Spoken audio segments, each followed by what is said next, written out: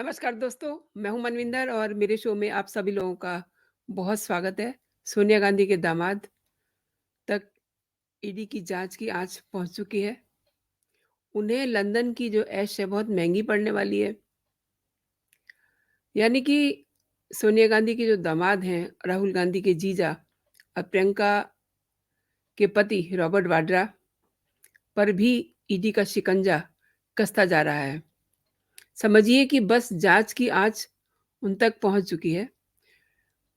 कौन सी जांच, इस पर भी बात करेंगे। इनका याराना आर्म्स डीलर संजय भंडारी के साथ बहुत चर्चित रहा है और अब हुआ ये है कि आर्म्स डीलर संजय भंडारी के खिलाफ चल रहे मनी लॉन्ड्रिंग केस से जुड़ी जांच की आंच रॉबर्ट वाड्रा तक पहुंच चुकी है।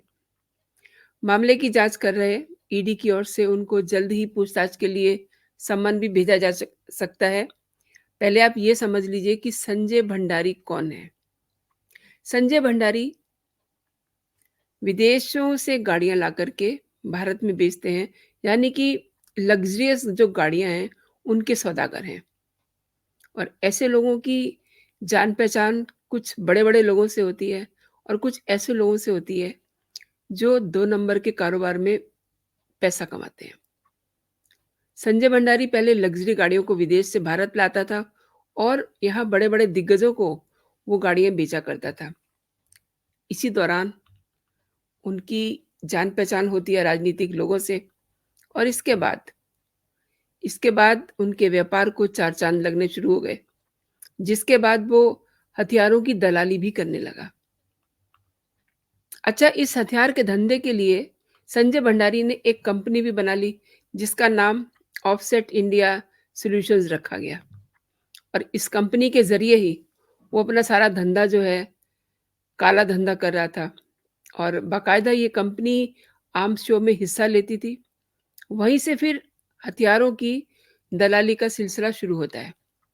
दोस्तों, आपको ये तो याद होगा कि संजय भंडारी 2020 में ईडी की एक विशेष अदालत ने इन्हें भगोड़ा साबित किया था, भगोड़ा करार कर दिया था और 1 जून 2020 को ईडी ने संजय भंडारी की 3 कंपनियों के खिलाफ चार्जशीट दाखिल की थी और उसी के बाद इन्हें भगोड़ा घोषित किया गया था। एक और बात, संजय भंडारी की बहुत बड़ी संपत्ति जो है एजेंसी ने जब्त कर ली है और ये कार्रवाई वाड्रा पे भी हो चुकी है। संजय भंडारी को लेकर के लगातार बीजेपी ने कांग्रेस को निशाने पे लिया। बीजेपी ने कई बार ये आरोप भी लगाए कि वाड्रा की कंपनी ने भंडारी की कंपनी के साथ साझेदारी की है। और नवंबर में दायर चार्जशीट में जिस अदालत ने 22 दिसंबर को इस पूरे मामले का संज्ञान लिया, उसी में ये दावा किया गया कि वाड्रा को भंडारी से जुड़े हुए सेंट्रल लंदन में एक फ्लैट मिला था और उसी जांच से ये पता चला कि सीसी थम्पी भी रॉबर्ट वाड्रा के बहुत नजदीकी है। अब ये लोग अब जब ये बात शुरू हुई है, यानी कि ईडी का शिकंजा वाड्रा पे कसने जा रहा है, तो ये अब क्या करेंगे? ये अब कहेंगे कि लोकतंत्र खतरे में है। क्यों?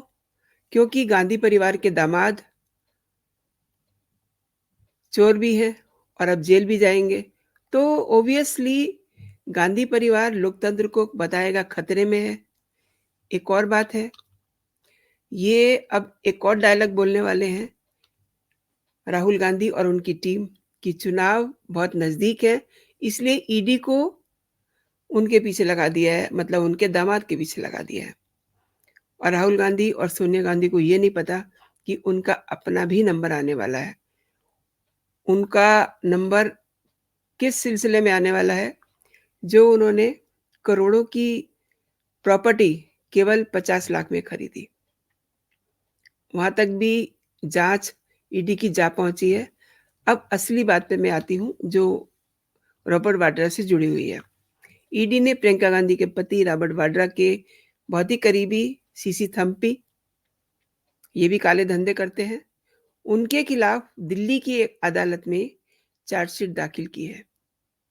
दोस्तों अंडरलाइन कीजिए, रॉबर्ट वाड्रा के बहुत ही करीबी दोस्त के खिलाफ दिल्ली की एक अदालत में चार्जशीट दाखिल कर दी है और ये chargesheet arms dealer Sanjay Bhandari के खिलाफ चल रहे मनी लॉन्ड्रिंग के मामले की जांच को लेकर के की गई है।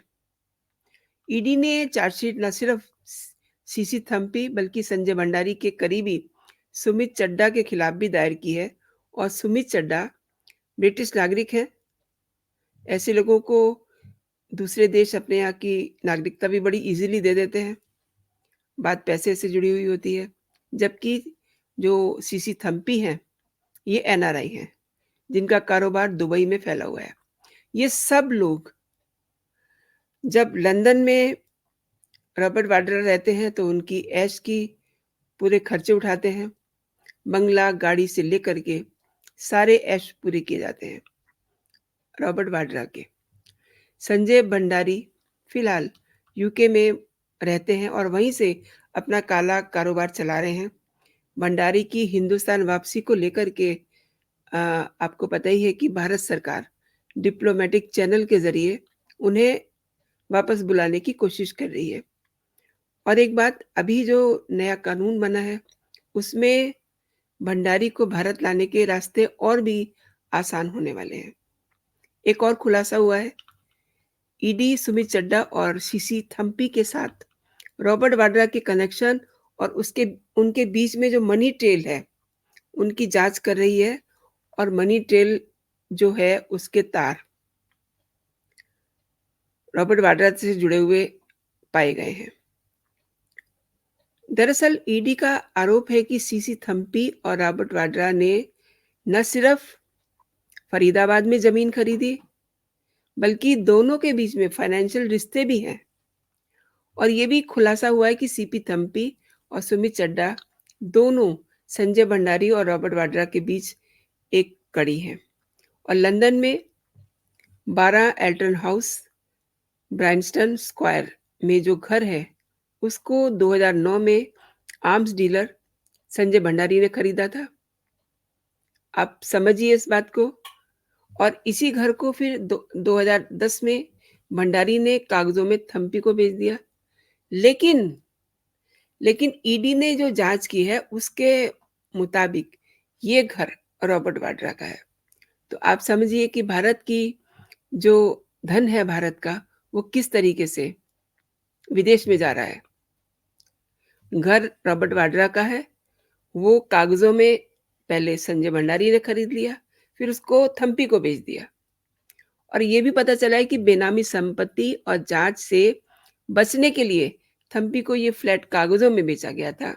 साथ ही इस पूरे मामले की जांच रॉबर्ट वाड्रा के विदेश में छिपी ब्लैक मनी को लेकर के भी है। तो आने वाले दिनों में दोस्तों आपको एक बार फिर से लोकतंत्र खतरे में दिखेगा।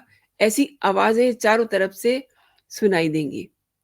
जब ईडी रॉबर्ट वाड्रा पर एक्शन ले रही है और आगे और कड़े एक्शन लेंगे, क्योंकि मनी ट्रेल तो रॉबर्ट वाड्रा से जुड़ ही रही है ना। तो आपको पता है कि सोनिया गांधी, राहुल गांधी सीबीआई के सामने पेश हो चुके हैं। पूछताछ उनसे हुई है कई घंटे तक। करीब-करीब 100 सवाल तो सोनिया गांधी से ही पूछे गए थे। अनदर थिंग, गांधी परिवार ने कैसे करोड़ों रुपए की जमीन को 50 लाख में खरीदा, ये जांच भी शुरू है। इसको लेकर भी लोकतंत्र को खतरे में बताया जा रहा है। जब बात राहुल गांधी, प्रियंका गांधी, वाड्रा और सोनिया गांधी पर आती है तो लोकतंत्र खतरे में आ जाता है। आपको याद होगा जब मणिपुर की घटना हुई थी और प्रधानमंत्री को सदन में जवाब देने के लिए कहा गया था, तो राहुल गांधी ने कितनी बचकानी हरकतें की थी, कितनी बचकानी उन्होंने बयान दिए थे। कोई भी उनसे ये उम्मीद नहीं करता था कि वो ऐसी बात कर देंगे कि मणिपुर में भारत माता की हत्या कर दी गई है, लोकतंत्र की हत्या कर दी गई है।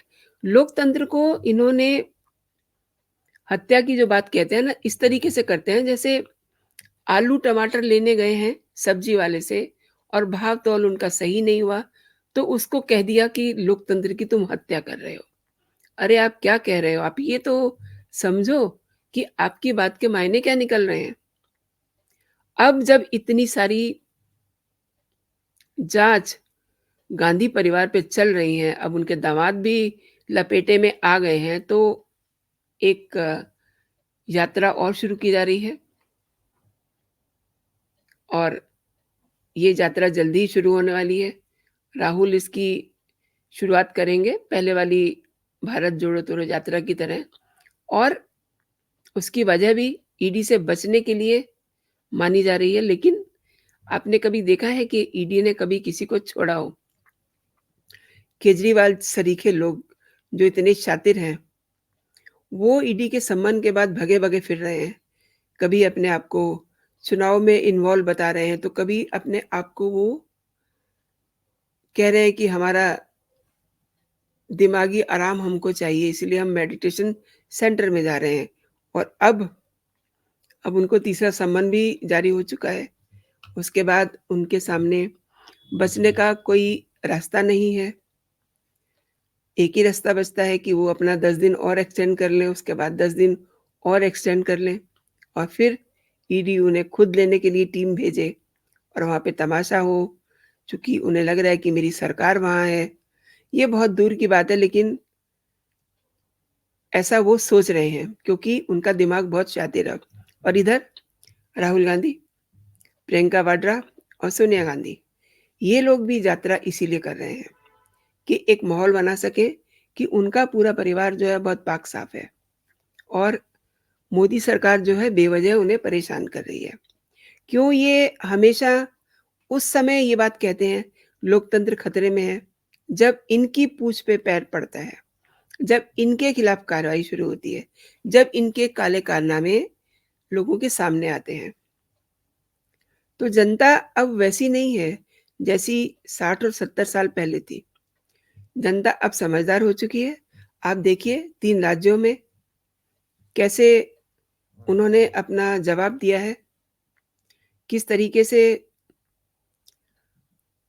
कांग्रेस के पैरों तले से ज़मीन खिसका दी वहाँ के लोगों ने और अब 2024 का चुनाव भी है, तो जनता बताएगी इन्हें कि कैसे ये कहते हैं लोकतंत्र की हत्या हो रही है। लोकतंत्र का भय तो इन्हें खुद को नहीं है, खुद ये काले कारनामे कर रहे हैं, खुद लोगों से करोड़ों की जो जगह है, वो 50 लाख में ले रहे हैं प्रॉपर्टी। और अब जो बड़ी खबर आ रही है वो ये है कि प्रियंका वाड्रा के जो पति हैं रॉबर्ट वाड्रा, उन पे बड़ी कार्रवाई होने जा रही है और ये देखना बहुत ही दिलचस्प होगा कि उस समय गांधी परिवार किस तरीके से नेहरू और इंदिरा गांधी के कामों की दुहाई दे करके जार-जार रोएँगे और फिर से कहेंगे कि लोकतंत्र की तो हत्या हो रही है। ये लोग ये क्यों कहते हैं? जब इन पे कार्रवाई होती है। दूसरी बात, ये एक और बात कहेंगे कि अब चुनाव आ रहा है इसलिए हमारे पीछे मोदी सरकार ने ईडी को लगा दिया है।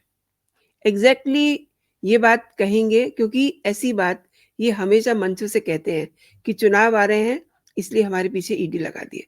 केजरीवाल सेम बात कहते हैं, चुनाव आ रहे हैं इसलिए मेरे पीछे ईडी को लगा दिया है और मैं तो यहाँ हूँ नहीं, दुनिया को पता है, मीडिया को पता है मैं यहाँ नहीं हूँ, मुझे ईडी क्यों सम्मन दे रहे हैं।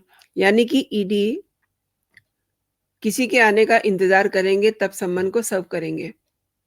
अरे जिस प्रोफ़ाइल में आप हैं, केजरीवाल की बात कर रही हूँ मैं, आप मुख्यमंत्री हैं, आप चले गए हैं, तो आपका ऑफ़िस तो है, वहाँ तो कोई रिसीव कर सकता है। आपके चेले-चपाटे रोज़ ट्वीट कर रहे हैं कि पता नहीं किसको दिया है, हमें तो मिला नहीं है, हमें तो दिया नहीं है सम्मन तीसरा। इस तरीके से ये अपने आप को बचाते हैं।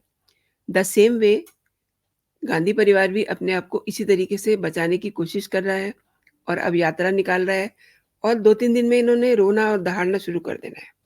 तो दोस्तों ये देखना भी बड़ा दिलचस्प होगा और एक आपसे मेरा आग्रह है, आपने पूरा वीडियो देखा, धन्यवाद।